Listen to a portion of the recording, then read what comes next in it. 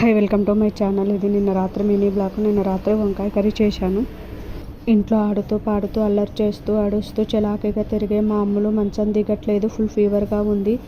మా ఇంట్లో అందరికీ వరుస పట్టి జ్వరాలు వస్తున్నాయి. ఫస్ట్ నాకు వచ్చింది, నాకు తగ్గింది. అనే లోపల మా ఆయనకు వచ్చింది, మా ఆయనకు తగ్గిన తర్వాత మా బిట్టుగానికి వచ్చింది, తర్వాత మా అమ్ములకి వచ్చింది. మనకి ఏమొచ్చినా సరే మనం తట్టుకోగలుగుతాము, కానీ పిల్లలకి జ్వరం వస్తే అస్సలు తట్టుకోలేము. మా అమ్ములు ఏమీ తినట్లేదు, నన్ను పని చేసుకొని ఇవ్వట్లేదు. పక్కకి వెళ్తే చాలు అమ్మ అమ్మ అని పిలుస్తుంది.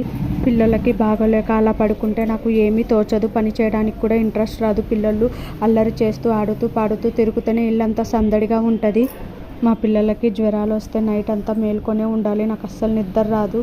వాళ్ళు నిద్రపోరు, నన్ను నిద్రపోనియరు. ఇంకా నా బాధ దేవుడికే తెలియాలి. టైం టు టైం సిరప్లు వేయాలి. 6 అవర్స్కి ఒకసారి సిరప్ వేస్తేనే త్వరగా తగ్గుతుంది, లేకపోతే అస్సలు తగ్గదు. నేను మా పాప విషయంలో ఒక్కసారి సిరప్ లేకుండా ఉన్నందుకే ఇంకా జ్వరం తగ్గలేదు. నాకు ఇంకా అర్థం అవ్వట్లేదు మా పాపకి ఎందుకు జ్వరం తగ్గట్లేదా అనేసి ఆలోచిస్తే నేను 6 అవర్స్కి ఒకసారి సిరప్ వేయలేదు. అందుకే ఈసారి టైం పెట్టుకొని సిరప్ వేస్తున్నాను. ఇంకా తగ్గకపోతే హాస్పిటల్కి తీసుకెళ్ళాలి. Please like, subscribe to my channel.